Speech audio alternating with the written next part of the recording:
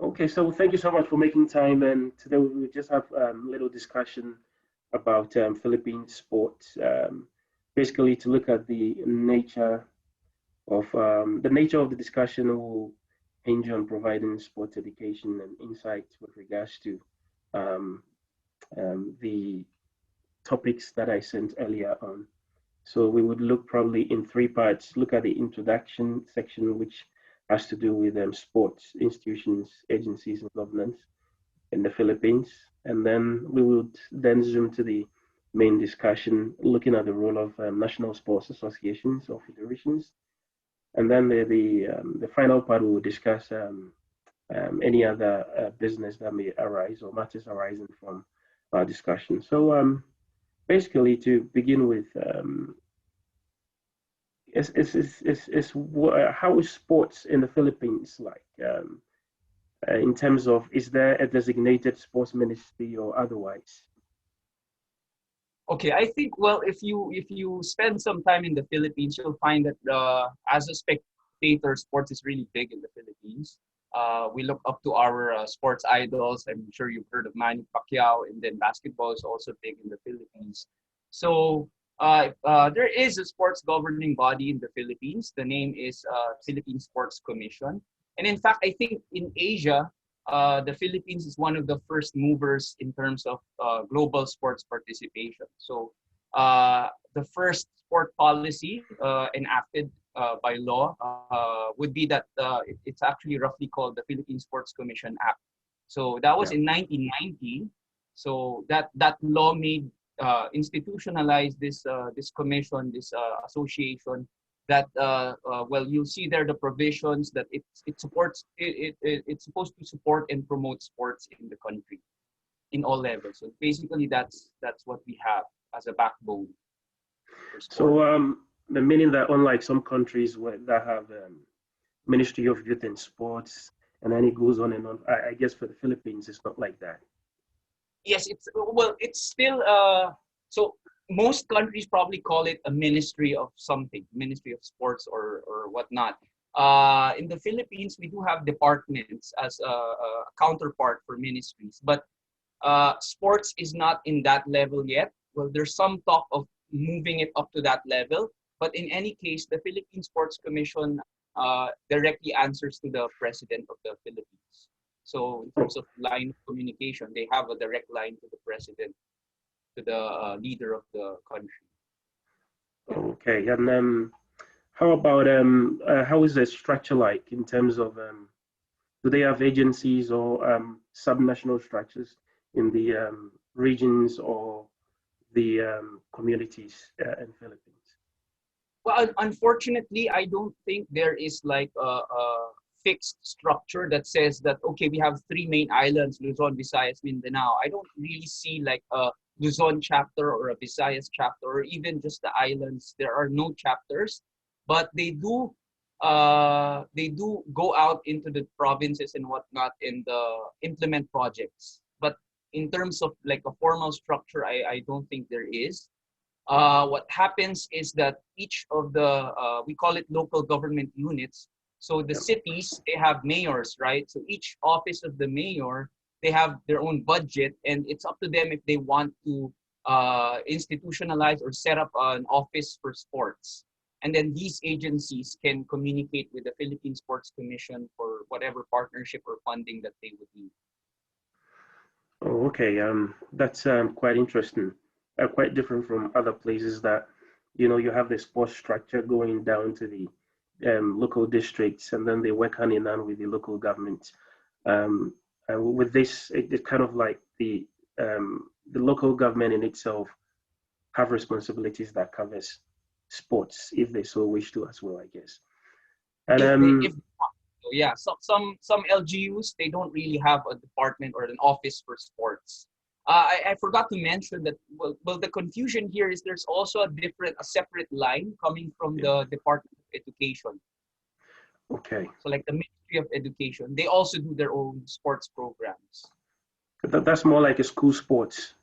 Yes, yes, school sports. So And the LGUs, they either work with the education side, or they can work with the Philippine Sports Commission. Yeah, but there is no clear policy that kind of combine their efforts. Yes, yes. I think lately there's been talk of like bringing together all these different stakeholders to Yeah, work on something as one, which is nice, but we'll see what happens. yeah. But what's your personal take on it? They've been as a sports manager, being in the field for a long time. I think there's this argument that the government should be involved in sports, but this is a longer discussion. But you and I, we both studied, and this was an eye opener to me when we took it up in Korea, was that sports is a private undertaking. All these entities are supposed to be private. They're the ones with the jurisdiction and mandate to promote sports. But if we argue that sport is a public good, so if it's sports for all, it's for health and whatnot, then I believe that the government has a right to really come in and implement these programs. Yeah, So my opinion is it's good that they're spending money, but it has to be sports for all, like building parks or complexes or whatnot to encourage sport for all. yeah. That sounds interesting. I guess we'll get back to that section. But before we move to that, how is sports funded in the Philippines in itself? So part of the 1990 Philippine Sports Commission Act, part of that is it's written down there to finance the needs of the the commission. It would get certain percentages of different activities of the government, and I think the most substantial one there is 5% of the gross annual income of the Philippine Amusement and Gaming Corporation. In other words, the casinos and whatnot, online casinos, whatever revenue they get there, 5% gross goes into the National Sports Development Fund. Yeah. And it also says in that law that postage stamps and proceeds from that and maybe tax 5%, 3% tax from imported sporting goods and all that. I think these are similar with other countries. Revenue from those activities should go into the National Sports Development Fund. Yeah.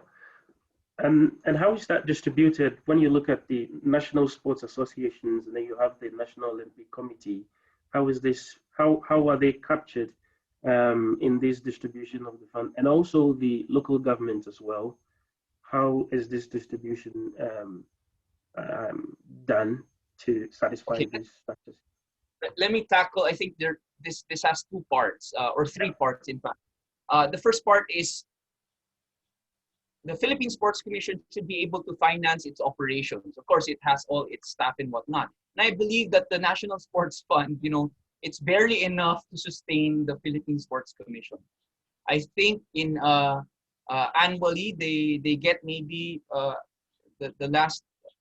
I'm not sure about the figures, but it's about 200 maybe to 400 million pesos a year.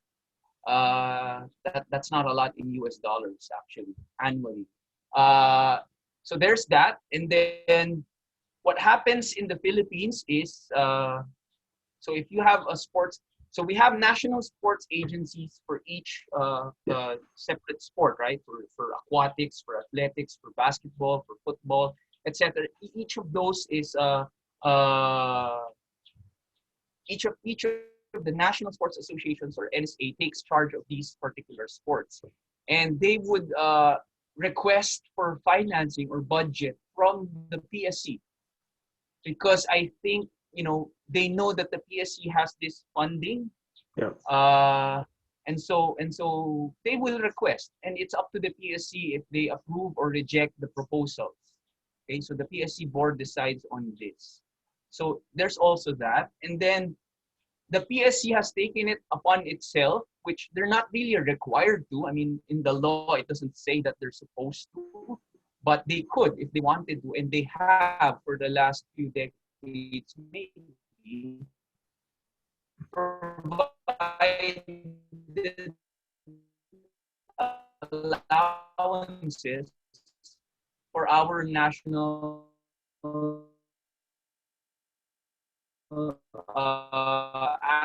athletes, whether it's para athletes, coaches. And I think about almost $1 million the fund cannot support. So every year the PSC goes to the lawmakers, Congress, and requests for more budget every year. And if we're participating in a big event in that year, say this year we're participating in the Olympics and the Southeast Asian Games, then they have to request for even more budget from government for financing all these preparatory activities. So yeah, that's a lot. That's a lot of funding needs that the PSC has taken upon itself. Oh, okay. So until people make budgets and until the various stakeholders make budgets, the funding is lodged with the PSC. That's the impression I'm getting. In practice, I think it's because NSAs have gotten used to it. That okay, we need money. Let's just go to PSC because they have in the past and they probably will in the future. Yeah, and then is there a particular sports policy for the Philippines? What I mean is some people call it sports law. It could be a sports law which is passed by Parliament. Or it could also be a policy guideline that guides the implementation of the sports law. Well, it's that same law in the 1990 the Republic Act. That supports everything that the PSC is doing actually. So everything comes from that. Maybe there have been amendments or additional provisions into that law, but by and large, that's the backbone of whatever sport policy or law that you can find in the Philippines. Yeah. Like the last law related to sports that was passed, I think that was last year, and funding of a National Academy of Sports. Yeah. And so this is where they train elite athletes. Oh, okay. And well, what is the focus? Most countries have usually focused on funding of sporting activities. Others are focused on the sports for all. Others have kind of like combined and supports sports in the country. What has been the focus for Philippines? I don't think there is a focus like let's sacrifice one for the other. I think the PSC tries to do all of these things. So I already mentioned about funding the elite program, the elite sport programs, although they don't need to. And I also just mentioned that they're also now funding and they're going to be in charge of the National Academy of Sports, which is again elite sports. Like I said, they're gonna that's the primary and secondary school education system that will house all these elite athletes. Theoretically, that's the idea. But to be fair to the Philippine Sports Commission, they also have really good programs that involve, well, maybe not sport for all, but maybe sport development. Because they have like, I think this is globally known, they have the children's games. So they're trying to encourage the youth to participate. Maybe that's a bit sports for all. They also have like indigenous games. So we have like tribes in the provinces and they try to promote sports and physical activity with these sectors. I think, I don't know if it's still an ongoing program, but they also used to have, and they presented this back when we were studying in Korea, a program for prisoners, like a sports program for prisoners. They're funding all these different activities. So I can't really say that they're focusing on one, but if you look at the money, I would bet that more money is spent on elite than any other activity. Yeah, so clearly there is some focus at the grassroots level. And then other programs like the prisons ones that you talked about. And I remember you wrote about that when we were in Korea. Yeah, and also, I mean, when you talk about the Philippines, for those of us who are outside, we hear of basketball, and more than any other sport. Is it fair for somebody to say that basketball is a more favored sport when it comes to the Philippines? Well, definitely. It's not just that like we like watching basketball, but if you go out in the streets, a lot of people are just they're making makeshift basketball goals and courts, and a lot of people are playing that. But you know, something I didn't mention. So although I mentioned all these funding from the government for the different sports, basketball is actually, well, I'm willing to bet it's fully private funded. It's an exception because it's so popular that the corporations are willing to bet on it, are willing to invest in it. So they actually have a very good development program. And yeah, I don't think they get money from the government. Yeah, but do you think government leverages on the basketball's popularity? Uh, hmm. I don't think that the government categorically says, okay, let's promote basketball because you know that's the easiest to do. In fact, I would say that I think they would actually say that basketball doesn't have a problem. Let's not fund that. Let's just fund other less popular sports. So I think there's more of that intent than actually promoting basketball. Yeah, because I know in countries like where I come from in Ghana, the football is very popular, but government still tries to leverage on football popularity and then still pump money in there. And sometimes we do understand for political reasons. So the more reason why I asked that question to make to make the politicians stay very active and dominate the public attention. Anyway, Uh, so yeah, I think in the local levels that might be true, but in the PSC level, I don't think there is that focus. I think they're fair.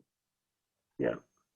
So now this is what prompted the discussion when I saw this post on your Facebook, and I just said, well, this is very interesting, and it'd be interesting to know how the so-called sports people would react, and that is the roles of the national sports associations or federations, and then their relationship with government. Sometimes many people get emotional and sentimental when it gets to this without appreciating what are the formalities, what is policy saying, and all that. So, with regards to the Philippines, with whom, like the whether government or the international sports federations, do the national sports associations hold allegiance in a very dire moment when they need So money? yeah, you know, when we studied this in Korea, each country has their own different setup. But I think any scenario, any setup has to begin with where the power, where sports comes from, and it has to come from the international level, Yeah, right? So the IOC and the international sport federations, whether it's FIFA, it's FIBA, it's FIVB, it's FINA or whatnot, whatever these international sport federations are, all of them in their constitution and bylaws, it would say that sports is private, right? They don't like government intervention. In fact, when government intervenes, national federations get suspended. So I think in our country, there's no understanding of this at all. Okay, and so all the national sport associations, the national sport federations, they get their power, they get their mandate and their jurisdiction from these international federations. And so much like I think this is how IOC and the ISFs envisioned it, each sport federation, national sport federation, should be a member of the Olympic Committee. So in the Philippines, NSAs are all under or are all members, not under, but members of the Philippine Olympic Committee. And this membership allows them to participate in the Olympics, in the Asian Games, in the Southeast Asian Games. And then they're also part of the umbrella of the International Sport Federation. And their membership there allows them to participate in regional championships and world championships or World Cups. So if you look at it like plain and simple, all these relationships, they don't have anything to do with the government. yeah, Right? So it's very private. So ideally, you have to really look for private funding for your activities, for your elite sport development, your sport promotion, and your sport for all, and all of that. The jurisdiction and the mandate is really with the NSA. Yeah. But I mentioned a while ago, in the Philippines, the government has this funding helping out these NSAs. And I also mentioned that NSAs can go to the PSC if they want to finance a project, or let's say a training camp, or let's say we want to host, we're hosting the Asian Swimming Championship soon. Where do we get money for that? We go to the government. Can you help us finance this? Or can you help us look for sponsors or whatnot? So that's what's happening. And I think this is a shortcoming of the NSA to inform and educate their members, their membership, how these dynamics are supposed to be happening. So they don't explain this, and then they just say, okay, as a national athlete, for instance, we're being financed, you're getting allowance from the Philippine Sports Commission. So now the athletes, without prior knowledge, they think that, oh, it must be the government taking charge of sports because we're getting money from them. So there's this misunderstanding. So that's where my post actually comes from. Yeah. Like, I wanted people to understand that it's not the mandate of PSC to provide them with financial assistance, whether it's monthly stipends or budget for their training camps or budget for their participation in whatever tournament. It's not the duty. They are not. They're not. It's not their right to receive from the government. Yeah. But they are privileged to receive that. Yeah. Yeah. So it's quite tricky. You had mentioned earlier on about sports as a public good, and I believe Yes, government sometimes also sees that they have an obligation to get people into active lifestyle. Without that, also health budget increases. So it's a little bit tricky line. They hold allegiance to the international federations, and at the same time, they are quite emotional and sentimental when it comes to things of government. And I think you hit the nail right on the head when you mentioned that there should be some sort of education with regards to that. But I would ask, in your opinion, how is the sports industry when I say industry, in connection to the National Sports Associations as well? What kind of people occupy there? Are people trained in sport management, or are they professionals? I think it also plays a role to provide this education. the leadership of the NSAs, it really depends on how they cultivate, the community within the sport. Some would have leaders who were former athletes themselves of the same sport, or at least a stakeholder like a parent or a coach or an official or whatnot. But others, let's say there's a new sport and we need an NSA, they will actually, like, a sport official from a different sport agency, they would put them in that sport, and then it gets tricky because that person doesn't have any idea about the sport. So there's also that kind of arrangement. And I know in other countries, sometimes it's the military officials or preferred people from the government. But I don't think there's anything like that in the Philippines. I think we're proud about being a democratic nation. So there's always voting and whatnot. It's just that in terms of sport management education, I don't think we have that critical mass, which is why I actually was interested in getting a degree in sports management, because I felt like not a lot of people in the Philippines are educated in this field. In fact, I wanted to build a sports management program to increase this number of people who are aware of these dynamics that I just explained and whatnot. Yeah. So in terms of being experts in sports management, I don't think there are. It's mostly on-the-job training that they became the leaders and whatnot. Side story now, but actually our Philippine Olympic Committee, there was a proposal recently to actually limit the age of the executive board, I think, of POC, or the membership. I forgot which one, but we're trying to. We talked about this in Korea as well, but we're trying to get the youth to be more involved, because some of them are like past 70 years old, so they're quite disconnected with what's happening on the ground. So there's a proposal for that. There's also a proposal to limit the number of agencies that an individual can represent. So you can only represent one agency. You can't have positions for more than one. So those are two different proposals. And guess what? It was rejected in the last election. It was rejected.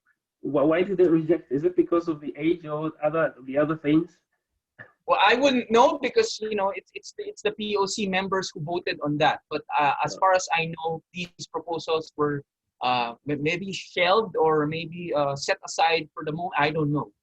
But I was happy when I read about these proposals while we're moving forward. But apparently not, because it wasn't approved. Yeah, I guess probably it threatens the positions of some people. Definitely, So, definitely. That's the issue. I think before we started the interview, you gave me a head start, and you had mentioned about 996 athletes, 262 coaches, and 280 para athletes, and 82 Oh yeah, receiving monthly stipends. How is this done? That seems like a huge number. Yeah, so like I said, the NSAs, so how, in a diagram, I would put it as a dotted line with the PSC. So there's this constant relationship with the Philippine Sports Commission for each of the sport agencies, where when they need something, they just go to the PSC. And I think that dotted line got thicker, the line got more solid when they institutionalized these monthly stipends for the national athletes. So every year, and this is on a yearly renewal, national sport agencies or associations nominate or name, they submit a list to the Philippine Sports Commission of who these national athletes are. And so I actually pulled out the number from a recent article a few months back, because because of the pandemic, the budget has actually that's related to why I posted what I posted. But so these numbers came out because of that. And apparently we're maintaining about 1,000, more than 1,000 individuals in the payroll of the Philippine Sports Commission, taking about an average of $500 per month. Wow. And how sustainable this? How long has this been? Well, I don't think I'm that old to know how long this has been going on, but the allowance scheme, and there have been amendments to who gets what, and I mean the yearly renewal, I'm sure that's not from the beginning. I'm sure they just adjusted and settled with that. But in the probably 15, 16 years I've been involved in various capacities with the national team, like when I trained with them, I've heard about this allowance system. So it's been around quite some time. But like I told you a while ago, if you're asking if it's sustainable, my answer is no, because it's not written into the 1990 Act. Yeah. So like I said, every year they just have to request it from the Congress. They have to perpetually, yearly, annually request for a budget to finance this. So what if different administration and then the lawmakers say no? Yeah. Then the national athletes suddenly don't have anything. Yeah. So they of course need to be a legal instrument to back it and to make it sustainable, probably. Well, the argument there is if we want the government to fully finance sports, right? And if you ask me my opinion, I would have to go back to what's written in the constitution of the sport agencies, sport federations, and it says there that government can help and support, but you shouldn't be answerable to the government. Yeah. And having this if you make it sustainable in short, perpetual, that the government is funding the sport federations, then they have control over the NSAs.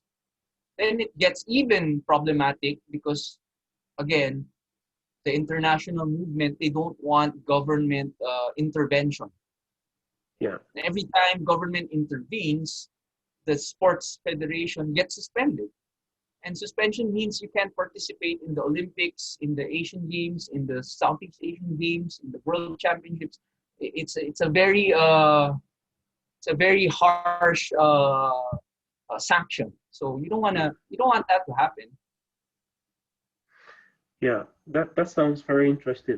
I'm very sure it will be the dream of most athletes from various countries to be getting monthly stipends. That's the first time I've heard something like that.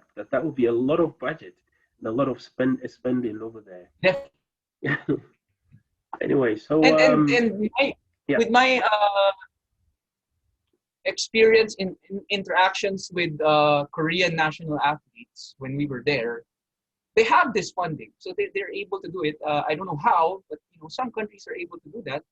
They even say that when they win or when they qualify for the Olympics, they have like, of course, this has to be verified, but once you qualify, I think for the Olympics, you have a retirement fund ready for you. yeah, So even if you retire at 22 years old, you have monthly stipends already.